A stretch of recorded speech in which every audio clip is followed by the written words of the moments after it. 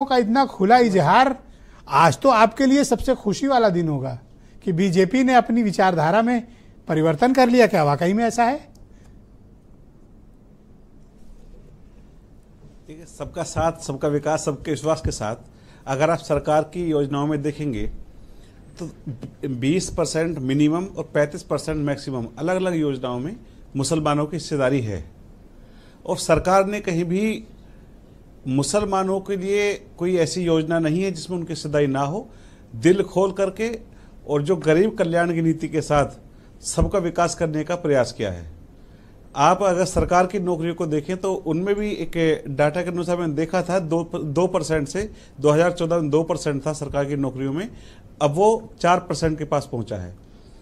साथ ही साथ अगर आप ईद की बात करें, ईद का मतलब भी खुशी होता है। तो भाजपा अल्पसंख्यक मोर्चा इस बार 32 लाख परिवारों तक पहुंच करके ईद तक हम ऐसे जो आर्थिक रूप से कमजोर हैं और जहां ईद मनाने में कठिनाई है या उतना अच्छे से नहीं मना पा रहे हैं, उन लोगों की मदद करने के लिए एक ईदी के रूप में सौगात मोदी, जिसमें आपने पूरी डेट बताई थी कि उसमें ईद का सामान होगा, शीर बनाने का सामान होगा, बेसन वगैरह, कपड़े वगैरह होंगे। ये मुसलमान आपकी दी हुई सेवइयां और खीर खाएंगे भी है। अच्छी बात, मैं कोई विरोध नहीं कर, मुझे तो अच्छा लग रहा है। बिल्कुल, आई रियली अप्रिशिएट यू कि आप समाज को एक करना चाहते हैं। इसके लिए आपको बधाई है। Thank you. और ये कंटिन्यू रखिएगा। नहीं, बिल्कुल भाई साहब। और इसको एक आपने सारी चीजें कही कि पॉलिटिकल है। जब हम किसी के पास जाते हैं, जोड़ते हैं, तो निश्चित रूप से उसका कहीं ना कहीं पॉलिटिकल प्रभाव होता है। लेकिन एक गरीब की मदद हो, मैं तो खुद ही कह रहा हूं, गरीब तक समाज हम सेवा लोग थोड़ी पहुंचे, ये एक मैं तो कहां कह रहा हूं, मैं विरोध नहीं कर रहा, मुझे अच्छा लग रहा है। I am happy. आप समझो मेरी भावना, समझो, मैं खुश हूं। Thank you. और ये कंटिन्यू करो आप।